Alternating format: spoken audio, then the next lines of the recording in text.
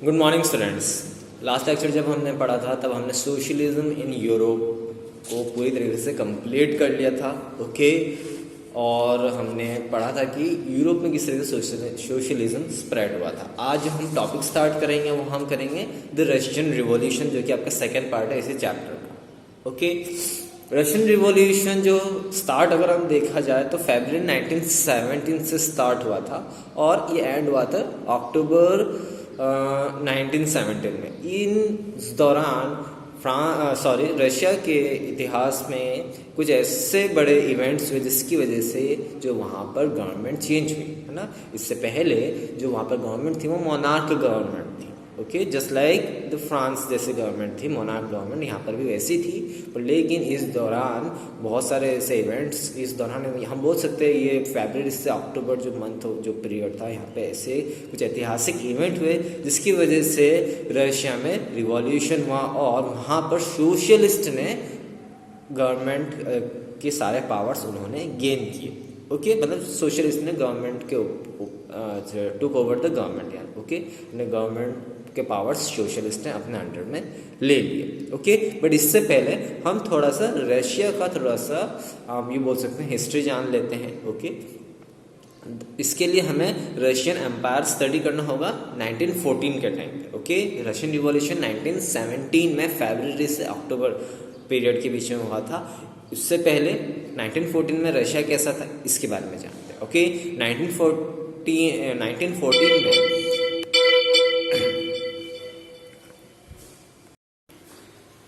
1914 में रशिया के जो राजा थे या मोनार्क थे वो थे सार Nicholas second.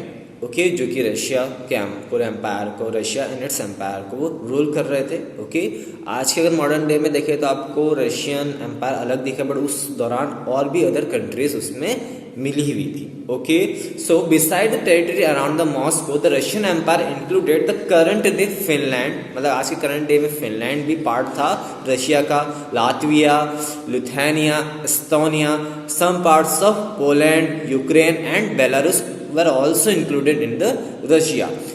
It also stressed to Pacific and compromise today's Central Asia states, और कुछ Central Asian states भी रशिया में included थे।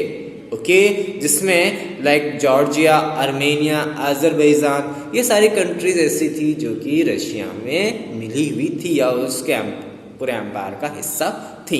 द मेजोरिटी जो रिलीजन थी वहाँ पे वो थे रशियन ऑर्थोडॉक्स, जो कि क्रिश्चियनिटी फॉलो करते थे। Okay, the which had grown out of Greek Orthodox church, but the empire also included Catholics, Protestants, Muslim and Buddhist. Okay, कुछ और भी अदर रिलीजियंस के पीपल भी वहाँ पर रहते थे। ओके, देन वहाँ की इकोनॉमी और वहाँ की सोसाइटी के बारे में जानते हैं। At the beginning of the 20th century, मैंने स्टार्टिंग अगर हम देखें 1900s के आसपास का समय है, beginning of 20th century, the vast majority of Russian people were agriculturist. Okay, जो majority of the Russian people की ऑक्यूपेशन क्या थी, एग्रीकल्चर या farming. Okay, about 85% of the Russian empire population earn their living from agriculture. और percentage कितना था, 85% of the peoples where, उनकी occupation क्या थी, agriculture. This proportion was higher than in most European countries. For instance, in France and Germany, the proportion was between 40 and 50%. और अगर हम other European countries को कंपेयर करें तो फ्रांस में केवल 40% और जर्मनी में केवल 50% ही ऐसे पीपल्स थे जो कि एग्रीकल्चर पर डिपेंडेंट थे। ओके, यहाँ पर हम कंपैरिजन इसलिए भी ले रहे हैं क्योंकि हम लास्ट जो चैप्टर था उसमें फ्रांस के बारे में जाना था और आने वाले अगले चैप्टर में हम जर्मनी के बारे में पढ़ेंगे। Okay, in the empire, cultivators produced for the market as well as their own needs, and Russia was a major exporter of grain. अब जो एग्रीकल्चरिस्ट होते थे या कल्टीवेटर्स होते थे वो मार्केट के लिए भी प्रोडक्शन करते थे एज वेल एज अपनी खुद की नीड को फुलफिल करने के लिए भी ग्रेन्स या क्रॉप्स कल्टीवेट करते थे। और रशिया उस समय एक मेजर एक्सपोर्टर था other parts of the country को, मतलब अदर जो कंट्रीज हैं उनको भी ग्रेन्स वो एक्सपोर्ट करता था। Industries was found in pockets. Prominent industry area were sent Petersburg and Moscow. Industries ज़्यादा नहीं पाई जाती थी, छोटे छोटे पॉकेट्स यानी कि कुछ कुछ एरियाज में पाई जाती थी। मेजोरिटी जो इंडस्ट्रीज उस समय जो थी सेंट पीटरबर्ग और मॉस्को में थी। ओके, क्राफ्ट्समैन भी थे। क्राफ्ट्समैन जो थे उनके अलग प्रोडक्शन होते थे। Okay, craftsman undertook much of the production, ज़्यादा से ज़्यादा प्रोडक्शन क्राफ्ट्समैन से करते थे। Okay, but large factories existed alongside craft workshop. Many factories were set up in 1890s। Most of the factories 1890s में सेटअप की गई। When Russian railway network is extended and foreign investment in industry increase, coal production doubled and iron and steel output quadrupled by the 1900s, and some factory workers and craftsmen were almost equal in number. Initial level पे craft persons were more than the factory workers, but जैसे ही Russia में railway network को बढ़ावा मिला, okay, और foreign countries से investment ज़्यादा होने लगा तो फैक्ट्री भी सेटअप होने लगी। कोल का प्रोडक्शन डबल हो गया, आयरन एंड स्टील का जो प्रोडक्शन है वो भी डबल हो गया। As a result by the 1900s जो था एरिया ऑफ फैक्ट्री वर्कर्स और craftsman were almost equal in number, यानी फैक्ट्री वर्कर्स भी इक्वल थे, क्राफ्ट वर्कर्स भी इक्वल थे। Okay, most industry was private property of the industrialist. Most of the industry जो थी प्राइवेट प्रॉपर्टी थी industrialist की। गवर्नमेंट केवल सुपरवाइज करती थी लार्ज फैक्ट्री को, ताकि वो कम से कम जो मिनिमम वेजेस हैं वो दे, और लिमिटेड आवर ऑफ वर्किंग, मतलब जितना भी गवर्नमेंट के हिसाब से उन्होंने तय किया हुआ कि इतने आवर्स से वर्कर्स आप काम करवा सकते हैं। But the factory inspectors could not prevent rules been broken. But लेकिन जो फैक्ट्री इंस्पेक्टर जिसको इंस्पेक्शन के लिए रखा जाता था, बट लेकिन वो फेल हो जाता था कि बिकॉज रूल्स जो थे वो ब्रेक होते रहते थे। मीन्स ना ही वहाँ के वर्कर्स को प्रॉपर वेजेस मिलते थे, ना ही वर्किंग आवर्स में कोई कमी होती थी, ज़्यादा करवाते थे। Okay, in craft units and small workshop the working day was sometimes 15 hours. Craft units और जो वर्कशॉप थी वहां पर 15 आवर्स थी, compared with 12 to 12 hours in factories, और 10 से 12 घंटे फैक्ट्रीज में काम करवाते थे। क्राफ्ट वर्कशॉप में 15 आवर्स तक मजदूरों से काम करवाते थे। एकोमोडेशन भी वेरी रहता था। क्राफ्ट पर्सन्स को एक सेपरेट रूम्स भी दे देता था। कोई जगह डॉर्मेट्रीज भी थी। डॉर्मेट्रीज बेसिकली एक ऐसे बहुत बड़ा रूम होता है, वहाँ पर आपके बहुत सारे बेड्स होते हैं और उन बेड्स पर वो वर्कर्स सोते हैं। आपके फिगर नंबर 6 पर आपको इसकी इमेज भी दिख जाएगी, workers sleeping in bunkers in dormitory. Okay, revolution से पहले की तस्वीर है ये, और ये शिफ्ट में सोते थे और अपनी फैमिलीज को अपने साथ नहीं रख सकते थे workers. Okay, now most of the workers were divided into social group. Some had strong link with the village from which they came. Workers जो थे अपने social group उनके बटे हुए थे। ऐसे वर्कर जो कि विलेज एरिया से आते थे तो उनके लिंकअप ज़्यादा होते थे बिकॉज ऑफ विलेजेस एरिया से आते थे, और कुछ जो थे वो सिटी में परमानेंटली सेटल भी हुए। Okay, workers were divided by the skill, है ना, वर्कर्स भी स्किल के बेसिस पे अलग अलग डिवाइडेड थे। A metal worker of Saint Petersburg recalled metal worker considered themselves aristocrats among other workers. और मेटल वर्कर्स की पोजीशन सबसे ज़्यादा हाईएस्ट पोजीशन होती थी। अगर कोई मेटल वर्कर सेंट पीटरबर्ग में काम करता है तो वो उन वर्कर्स का यूँ समझ लीजिए हायर क्लासेस में से एक होगा, बिकॉज मेटल वर्कर की उस समय ज़्यादा इज्जत थी, या ज़्यादा उसके पोस्ट की ज़्यादा अहमियत थी। बिकॉज इसका रीज़न ये था कि मेटल वर्कर को बहुत ज़्यादा ट्रेनिंग की रिक्वायरमेंट होती है और स्किल की रिक्वायरमेंट होती है, तभी जाके कोई पर्सन मेटल वर्कर बन सकता है। Women made up 31% of the factory labour. Okay, womens भी एक्टिवली पार्टिसिपेशन किया था इनफैक्ट काम करने के उसमें, जहाँ में 31% जो थी वुमेन जो फैक्ट्रीज में काम करती थी। But they were paid less, पर लेकिन उनको जो वेजेस मिलती थी बहुत ज़्यादा कम मिलती थी। मीन्स ऑलमोस्ट 50% वेजेस उनको मिलती थी, मतलब जो एक वेज नॉर्मल वेज जो एक मैन को मिलती उससे कम से कम 50% उनको आधी वेजेस उनको मिलती थी। Divisions among workers showed themselves in dress and manner too, और उनके वर्कर्स के अलग अलग डिविजन्स थे, उनके ड्रेसेस भी अलग अलग थे, उनके मैनर्स भी अलग थे। Okay, some workers formed association to help members in time of unemployment और financial hardship, but such association were few. और कुछ कुछ वर्कर्स ने अपने खुद के एसोसिएशंस बनाए थे ताकि इन केस कोई फाइनेंशियल क्राइसिस आता है या अनएम्प्लॉयमेंट किसी वर्कर के पास कोई काम नहीं रहता है तो उस दौरान उस पैसों से उस वर्कर का हेल्प हो सके। बट लेकिन एसोसिएशंस बहुत ही कम थे। Despite divisions, workers did unite to strike work when they disagreed with employers about dismissal or work condition. हालांकि there were various divisions of workers, मतलब अलग अलग ग्रुप्स में बटे हुए थे, यूनिटी नहीं थी, बट लेकिन जब भी कोई फैक्ट्री ओनर्स किसी एम्प्लॉयर को बिना मतलब के डिसमिस कर देता है या वहाँ की वर्किंग कंडीशन पुअर रहती है तो वो लोग मिलकर स्ट्राइक करते थे। ओके, मीन्स वो लोग काम रोक देते थे। ऐसे स्ट्राइक्स फ्रिक्वेंटली हुई थी 1896 टू 1897 में। टेक्सटाइल इंडस्ट्री के वर्कर्स ने 1896 टू 1897 में की थी और मेटल इंडस्ट्री के वर्कर्स ने 1902 में ऐसी स्ट्राइक की थी। Okay, in the country side peasants cultivated most of the land. और कंट्री साइड का मतलब होता है ना विलेज एरिया। ओके, मीन्स आप फॉरेन एरिया फॉरेन कंट्रीज में विलेजेस को विलेजेस नहीं बोलते, कंट्री साइड कहते हैं। तो पीजेंट्स जो थे मोस्ट ऑफ द, मैंने आपको पहले ही बता दिया कि 85% ऑफ द जो ऑक्यूपेशन थी वहाँ के रशिया के पीपल्स की वो एज अ एग्रीकल्चरिस्ट थी। तो जो कंट्री साइड में जो पीपल्स रहते थे वो बेसिकली लैंड पर कल्टीवेशन करते थे। But the nobility, the crown and the Orthodox clergy own large number of properties. Okay, हमने क्लर्जी और नोबिलिटी हमने कहाँ पढ़ रखी है? फ्रांस में। क्लर्जी वर द चर्च के पीपल्स, नोबिलिटी जो कि लैंड ओनर्स रहते थे। ओके, जो कि मतलब जो कि खेती बाड़ी करते थे। लाइक वर्कर्स, अब ये बात एक और बात बतानी थी आपको कि नोबिलिटी और जो ऑर्थोडॉक्स क्लर्जी या क्लर्जी क्लास के जो पीपल्स थे उन्हीं के पास लैंड होते थे। Like workers peasants were too divided. Since जैसे लाइक वर्कर्स में डिविजन्स था, सेम पीजेंट्स में भी डिविजन्स था।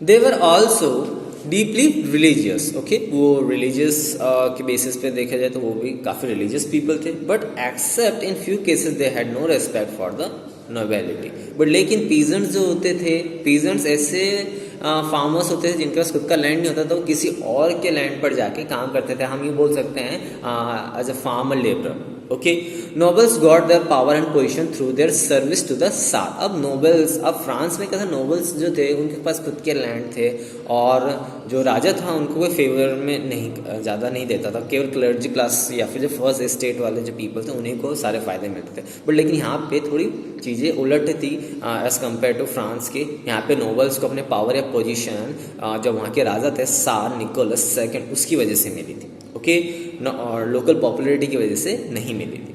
This was unlike France, where during the France Revolution in Brittany, peasants respected nobles and fought for them, है ना। और France में बिल्कुल उल्टा था, नोबल्स भी नोबल्स के रेस्पेक्ट के लिए वहाँ के जो normal people, citizens, factory workers, peasants वो भी लड़े थे। मीन्स नोबिलिटी क्लास और as well as the peasants थे वो भी लड़े थे वहाँ के रिवॉल्यूशन के। यहाँ पे बिल्कुल इसका उल्टा है। यहाँ पे नोबल्स को आप ये बोल सकते हो प्रिविलेजेस मिलती थी। In Russia peasants wanted the land of the nobles to be given them. Russia में पीजेंट्स की डिमांड ये थी, यानी कि फार्म लेबर्स की डिमांड ये थी कि जो नोबल्स के पास जो लैंड है वो हमें दिया जाए।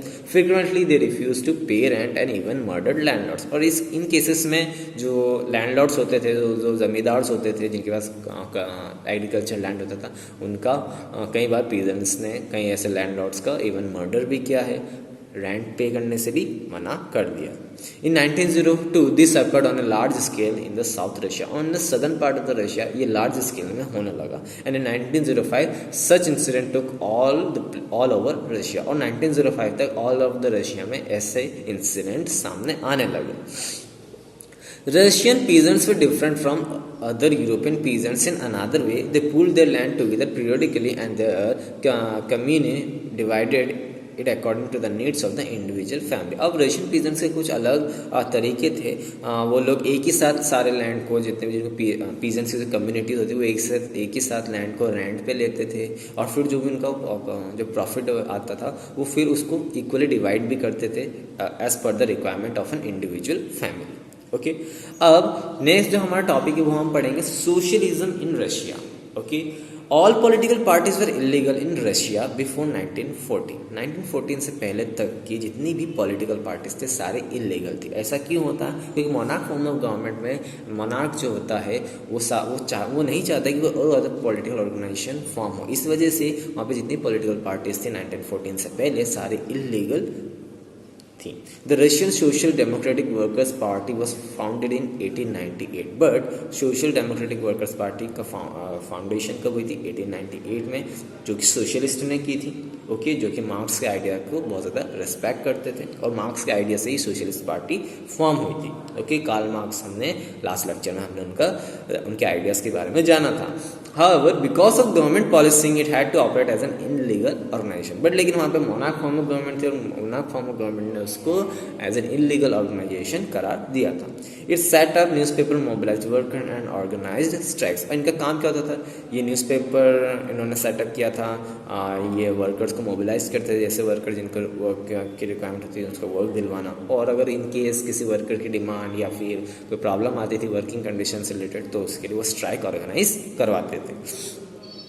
Some Russian socialists felt that the Russian peasants' custom of dividing land periodically made them natural socialist. अब कुछ रशियन सोशलिस्ट का ऐसा मानना है कि जो रशियन पीजेंट्स जो जिस तरीके से अपना लैंड पीरियडिकली डिवाइड करते थे, इस वजह से वो लोग नेचुरलिस्ट सोशलिस्ट थिंकिंग उनके माइंड में डेवलप होने लगी। So peasants not workers would be the main force of the revolution. और रशियन रिवॉल्यूशन में ऐसे हिस्टोरियंस मानते हैं कि जो पीजेंट्स थे वो उन्होंने सबसे ज़्यादा मेन फोर्स थे रशिया में रिवॉल्यूशन के कारण का। Okay, as compare to the factory workers, and Russia could become socialist more quickly than other countries। और ऐसा माना था कि रशिया बहुत जल्दी सोशलिस्ट ऐसा माना था कि बहुत जल्दी एक सोशलिस्ट बन जाएगा other than other countries.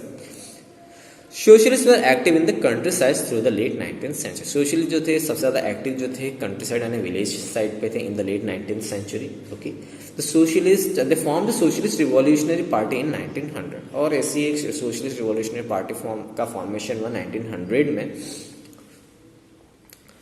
This party struggled for peasants' rights and demanded that the land belonging to nobles would be transferred to the peasants। अब इस पार्टी का मुद्दा क्या था कि जो पीजेंट्स के राइट को के डिमांड्स को फुलफिल करना की मीन्स जो लैंड जो नोबल्स को बिलोंग करता है वो इन पीजेंट्स को ट्रांसफर कर देना चाहिए। Social Democrat disagreed with socialist revolutionaries about peasants. But लेकिन सोशल डेमोक्रेट्स थे उनका ये मानना था कि नहीं, आपकी जो डिमांड है वो हम सेटिस्फाई नहीं कर सकते या फिर आपकी डिमांड है उस पर हम एग्री नहीं कर सकते हैं। Lenin felt that peasants were not one united group. Some were poor and others were rich. Some worked as a laborer while others were as a capitalist who employed workers। अब Lenin का यह मानना था कि peasant जो हैं वो equal नहीं है, कुछ बहुत ज़्यादा गरीब हैं, कुछ एज ए लेबर काम करते हैं और कुछ एज रिच पीजेंट्स थे जो कि अदर वर्कर्स को काम पर रखते थे। इस वजह से जो इनकी डिमांड थी कि नोबल से लैंड छीनकर इनको ट्रांसफर कर दिया जाए वो गलत है। Okay, given the differentiation with in them they could not all be a part of socialist movement. और इसी वजह से जो पुअर हैं वो तो सोशलिस्ट मूवमेंट का हिस्सा बन सकते हैं, बट द रिच पीजेंट्स जो थे वो एक सोशलिस्ट मूवमेंट का हिस्सा नहीं बन सकते क्योंकि वो अपना फायदा देख रहे थे। Okay, the party was divided over the strategy of organization. Vladimir Lenin thought that in a repressive society like Tsarist Russian, the party should be disciplined and should control the number and quality of the members। अब जो Vladimir Lenin थे उनका ये मानना था कि party बहुत ज़्यादा डिसिप्लिन होनी चाहिए और अपने मेंबर्स को कंट्रोल करनी चाहिए, एज वेल एज उसके मेंबर की क्वालिटी भी अच्छी होनी चाहिए, ना कि करप्टेड होनी चाहिए, ना ज़्यादा उसमें रिच पीपल्स होने चाहिए, बिकॉज वो कहीं ना कहीं वो अपना ही फायदा देखेंगे। और कुछ का ऐसा मानना था, कुछ अदर सोशलिस्ट का ऐसा मानना था कि लाइक जैसे जर्मनी में पार्टी जो थी सभी के लिए ओपन थी, ऐसा सिस्टम होना चाहिए। Okay, now the next topic is turbulent time in 1905। Okay, the revolution, आप यूँ बोल सकते हैं द 1905 रिवॉल्यूशन। क्या हुआ था, क्या इंसिडेंट हुआ था, जानते हैं आगे। Russia was an autocracy. Autocracy का मतलब होता है कि जहाँ पर किसी एक पर्सन के ऊपर सारी पावर्स है ना, द सेंट्रल जो सारे पावर्स हो किसी एक ही पर्सन के पास हो, उसे हम बोलते हैं, इस टाइप की गवर्नेंस को हम बोलते हैं autocracy.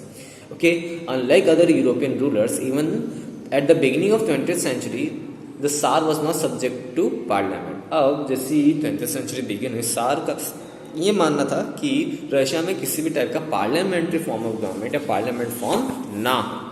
Liberals in Russia campaign to end this state of affairs. Liberals उस दौरान कैंपेनिंग की कि ये जो जिस तरह की मोनार्क फॉर्म ऑफ गवर्नमेंट है इसको खत्म किया जाए। Together with the social democratics and social revolutionary they work with peasants and worker during the revolution of 1905। और 1905 के दौरान जो रिवॉल्यूशन हुआ था उस दौरान उन्होंने social democrats as well as social revolutionary ने साथ में मिलकर काम किया। उनमें पीजेंट्स का भी साथ था, वर्कर्स का भी साथ था। ओके और उस दौरान उन्होंने 1905 में कॉन्स्टिट्यूशंस की डिमांड की, कॉन्स्टिट्यूशन यानी संविधान की डिमांड की। They were supported in the empire by the nationalist in the Poland. Okay उनको सपोर्ट भी मिला, जो पोलैंड वाला हिस्सा था वहाँ के जो नेशनलिस्ट थे उन्होंने सपोर्ट किया। ओके जो मुस्लिम डोमिनेटेड एरियाज थे ज़्यादा दीज जहाँ पर मीन्स से मुस्लिम रिफॉर्मर्स थे, उन्होंने भी चाहते थे कि सोसाइटी में चेंज आए। The year 1905 was particularly bad one for the Russian worker. But लेकिन 1904 जो था, ये कारण क्यों हुआ कि वहाँ पे रशिया में रिवॉल्यूशन क्यों आया, क्योंकि 1904 जो था वो ईयर बहुत ज़्यादा ख़राब था स्पेशली फॉर द वर्कर्स के लिए। इसी वजह से 1905 में ये डिमांड हुई कि रशिया में एक कॉन्स्टिट्यूशन लाया जाए, या जो मोनार्क फॉर्म ऑफ गवर्नमेंट है या जिस तरीके से वो लोग अपने डिसीजन लेते हैं उस पर रोक लगाई जाए, उस पर चेंजेस लाया जाए। ओके अब 1904 बहुत ही ज़्यादा ख़राब था रशिया के वर्कर्स के लिए। प्राइस जो एसेंशियल गुड्स होते हैं ना, बेसिक गुड्स जो खाने के होते हैं, जो भी हमारी बेसिक कमोडिटीज़ होती है, उनके गुड्स बहुत तेज़ी से वो राइज होने लगे उनकी प्राइस। और जो वेजेस थी वो बहुत ज़्यादा डिक्लाइन होने लगी। 20% जो वेजेस मिलती थी उसमें डिक्लिनेशन हो गया, यानी कि महंगाई बढ़ी बट लेकिन साथ साथ वर्कर्स को जो वेजेस मिलती थी उसमें बढ़ोतरी ना होते हुए डिक्रीमेंट हो गया, वो भी 20% का, जिसकी वजह से ऑब्वियस बात है वर्कर्स परेशान हुए। The membership of workers association rose dramatically when 4 members of the assembly of the Russian worker which had been formed in 1904 were dismissed at the Putilov iron works. और ऐसा ही एक और इंसिडेंट हुआ कि वर्कर्स का association जो है धीरे धीरे ड्रामेटिकली बढ़ता गया। और ऐसे ही दौरान कि जो असेंबली ऑफ रशियन वर्कर्स नाम के एक एसोसिएशन था, वहाँ के 4 मेंबर्स को उनको डिसमिस कर दिया गया था by the Putilov iron works. Okay एक टाइप की वर्कशॉप थी, वहाँ से उनको डिसमिस कर दिया था। ओके और there was a call for industrial action, और कहीं ना कहीं डिमांड थी कि वहाँ पे कोई इंडस्ट्रियल एक्शंस लिया जाए। Over the next few days over 110,000 workers in St. Petersburg went on strike demanding a reduction in the working day to 8 hours and increase in wages and improvement in working condition। और कुछ दिनों बाद ही 1,10,000 workers Saint Petersburg जो कि एक industrial area था वहाँ पर उन्होंने स्ट्राइक कर दी और वहाँ पे डिमांड करा फैक्ट्री ओनर से कि हमारी जो वर्किंग आवर्स है उसको कम किया जाए। एक दिन में केवल 8 आवर्स से हम काम करेंगे, हमारी वेजेस में इंक्रीज किया जाए और हमें जो वर्किंग कंडीशंस है उसमें भी इम्प्रूवमेंट लाया जाए। When the procession of the worker led by the father Gapon reach the winter palace it was attacked by the police. और वो प्रोसेशन कहाँ गया, फिर जो राजा का जो पैलेस होता है विंटर पैलेस, वहाँ लेके गए, जिसको लीड किया था फादर गैपन ने। ओके जैसे वो विंटर पैलेस पहुँचे वहाँ की जो पुलिस थी उन्होंने ओपन फायरिंग कर दी। अराउंड 100 वर्कर्स की हत्या हुई या वो मर गए और कम से कम 300 जो वर्कर्स थे उनको चोटें आई। ओके मतलब घायल हुए। The incident known as the bloody Sunday, इस इंसिडेंट को हिस्ट्री ऑफ रशिया में ब्लडी संडे के नाम से जाना जाता है। Started a series of event that became known as the 1905। और इसके बाद से बहुत सारे ऐसे सीरीज ऑफ इवेंट हुए जिस वजह से इस वाले जो पर्टिकुलर पोर्शन या ईयर को एज अ 1905 का रशियन रिवॉल्यूशन के तौर पे जाना जाता है। Strikes all over the country होने लगी, यूनिवर्सिटी क्लोज हो गई, स्टूडेंट बॉडीज ने वॉकआउट कर दिया, कंप्लेन करने लगे कि यहाँ पे जो सिविलियंस हैं उनको आज़ादी नहीं है। Okay lawyers, doctor, engineer, other middle class workers उन्होंने यूनियंस बनाना स्टार्ट किए और डिमांड करने लगे कि हमारे देश में एक कॉन्स्टिट्यूएंट असेंबली होनी चाहिए। ओके यानी कि एक पार्लियामेंट्री फॉर्म ऑफ गवर्नमेंट होनी चाहिए। ड्यूरिंग द 1905 द सार allowed the creation of an elected consultative parliament. Okay सार ने 1905 में रिवॉल्यूशन को देखते हुए ये फैसला लिया कि ठीक है हम एक इलेक्टेटिव कंसल्टेंट पार्लियामेंट, यानी कि राजा कोई फैसला लेने से पहले पार्लियामेंट में कंसल्ट करेगा, ऐसा एक पार्लियामेंट्री फॉर्म बनाया जिसको कि ड्यूमा नाम दिया।